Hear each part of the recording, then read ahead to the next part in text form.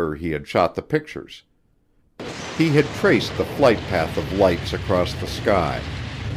We had him estimate the speed by following an imaginary flight of lights across the sky. It came out to about 4 seconds. We had a camera identical to the one that Hart had used and set up a light to move at the same speed as the UFOs had flown. We tried to take photographs. In 4 seconds, we could only get 2 poor shots. These were badly blurred, much worse than Hart's, due to the 1/10 of a second shutter speed. We repeated our experiment several times, each time with the same results. This made a lot of people doubt the authenticity of Hart's photos. With the completed photo lab report in my hands, I was still without an answer. The report was interesting, but didn't prove anything. All I could do was to get opinions from as qualified sources as I could find. A physiologist at the aeromedical laboratory knocked out the timing theory immediately by saying that if Hart had been excited, he could have easily taken 3 photos in 4 seconds if we could get 2 in 4 seconds in our experiment. Several professional photographers, one of them a top life photographer, said that if Hart was familiar with his camera and was familiar with panning action shots, his photos would have shown much less blur than ours. I recalled what I heard about Hart's having photographed sporting events for the Lubbock newspaper. This would have called for a good panning technique. The photographs didn't tally with the description of the lights that the professors had seen. In fact, they were firmly convinced that they were of home manufacture. The professors had reported soft, glowing lights, yet the photos showed what should have been extremely bright lights. Hart reported a perfect formation, while the professors, except for the first flight, reported an unorderly group. There was no way to explain this disagreement in the arrangement of the lights. Of course, it wasn't impossible that on the night that Hart saw the lights, they were flying in a V formation. The first time the professor saw them, they were flying in a semicircle. The intensity of the lights was difficult to explain. Again, I went to the people in the photo reconnaissance laboratory. I asked them if there was any possible situation that could cause this. They said yes. An intensely bright light source which had a color far over in the red end of the spectrum, bordering on infrared, could do it. The eye is not sensitive to such a light. It could appear dim to the eye, yet be bright to the film. I asked them what kind of a light source would cause this. There were several things, if you want to speculate, they said. Extremely high temperatures, for one. But this was as far as they would go. We have nothing in this world that flies, that appears dim to the eye, yet will show bright on film, they said. This ended the investigation of the photographs, and the investigation ended at a blank wall. My official conclusion, which was later given to the press, was that the photos were never proven to be a hoax, but neither were they proven to be genuine. There is no definite answer. The emphasis of the investigation was now switched to the professor's sighting.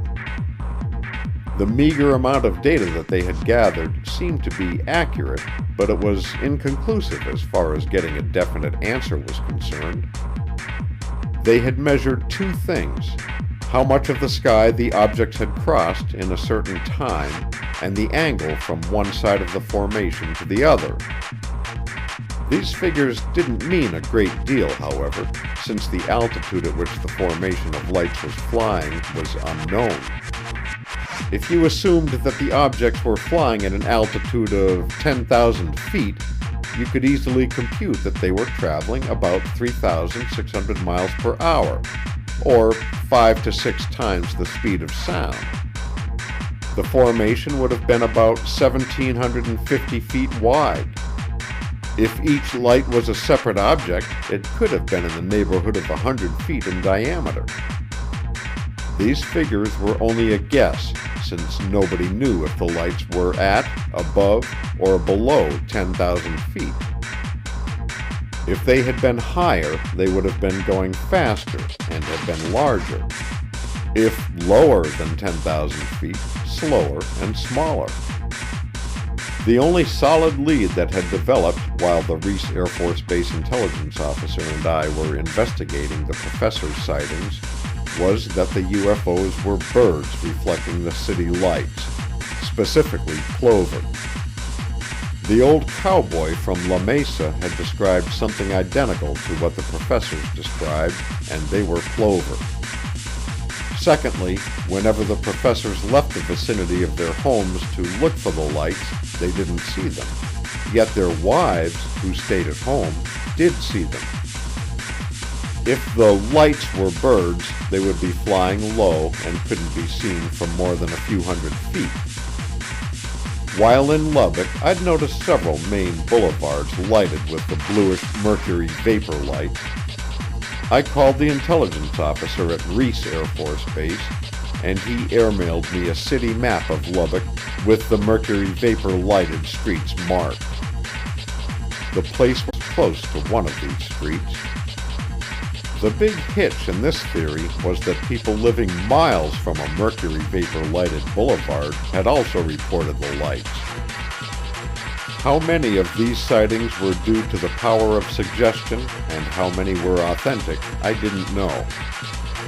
If I could have found out, it would have been possible to plot the sightings in Lubbock.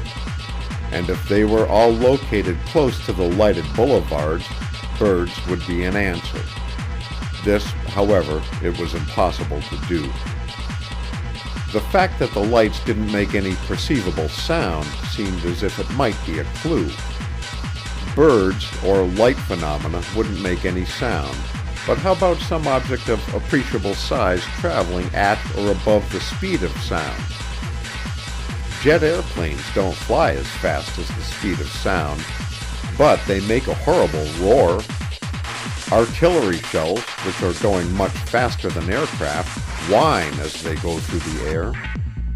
I knew that a great deal of the noise from a jet is due to the heated air rushing out of the tailpipe, but I didn't know exactly how much of the noise this caused. If a jet airplane with a single engine could be built, how much noise would it make? How far could it be heard? To get the answer, I contacted National Advisory Committee for Aeronautics Laboratory at Langley Air Force Base, a government agency which specializes in aeronautical research. They didn't know. Neither they nor anybody else had ever done any research on this question. Their opinion was that such an aircraft could not be heard 5,000 or 10,000 feet away. Aerodynamicists at Wright Field's Aircraft Laboratory agreed. I called the Army's Ballistic Research Laboratories at Aberdeen Proving Grounds, Maryland, to find out why artillery shells whine. These people develop and test all kinds of shells, so they would have an answer if anybody did. They said that the majority of the whine of an artillery shell is probably caused by the flat back end of the shell. If a perfectly streamlined shell could be used, it would not have any perceivable whine. What I found out, or didn't find out, about the sound of an object moving at several times the speed of sound was typical of nearly every question that came up regarding UFOs. We were working in a field where there were no definite answers to questions. In some instances, we were getting into fields far advanced above the then-present levels of research. In other instances, we were getting into fields where no research had been done at all. It made the problem of UFO analysis one of getting opinions. All we could do was hope the opinions we were getting were the best. My attempts to reach a definite conclusion as to what the professors had seen met another blank wall. I had no more success than I'd had trying to reach a conclusion on the authenticity of the photographs. A thorough analysis of the reports of the flying wings seen by the retired rancher's wife in Lubbock and the AEC employee and his wife in Albuquerque was made. The story from the two ladies who saw the aluminum-colored pear-shaped objects hovering near the road near Matador, Texas, was studied, checked, and rechecked. Another blank wall on all three of these sightings. By the time I got around to working on the report from the radar station in Washington State, the data of the weather conditions that existed on the night of the sighting had arrived. I turned the incident folder over to the electronics specialists at ATIC. They made the analysis and determined that the targets were caused by weather, although it was a borderline case. They further surmised that since the targets had been picked up on two radars, if I checked, I'd find out that the two targets looked different on the two radar scopes. This is a characteristic of a weather target picked up on radars operating on different frequencies. I did check. I called the radar station and talked to the captain who was in charge of the crew the night the target had been picked up. The target looked the same on both scopes. This was one of the reasons it had been reported, the captain told me.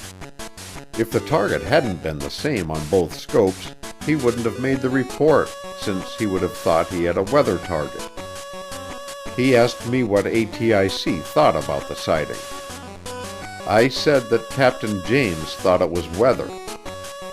Just before the long-distance wires between Dayton and Washington melted, I caught some comment about people sitting in swivel chairs miles from the closest radar scope. I took it that he didn't agree the target was caused by weather, but that's the way it officially stands today. Although the case of the Lubbock lights is officially dead, its memory lingers on. There have never been any more reliable reports of flying wings, but lights somewhat similar to those seen by the professors have been reported. In about 70% of these cases, they were proved to be birds reflecting city lights. The known elements of the case, the professor's sightings and the photos, have been dragged back and forth across every type of paper upon which written material appears, from the cheapest, coarsest pulp to the slick life pages. Saucer addicts have studied and offered the case as all-conclusive proof, with photos, that UFOs are interplanetary. Dr. Donald Menzel of Harvard studied the case and ripped the sightings to shreds in Look, Time, and his book, Flying Saucers, with the theory that the professors were merely looking at refracted city lights. But none of these people even had access to the full report that has ever been printed. The only other people outside Project Blue Book who have studied the complete case of the Lubbock lights were a group who, due to their associations with the government, had complete access to our files. And these people were not pulp writers or wide-eyed fanatics. They were scientists, rocket experts, nuclear physicists, and intelligence experts. They had banded together to study our UFO reports because they were convinced that some of the UFOs that were being reported were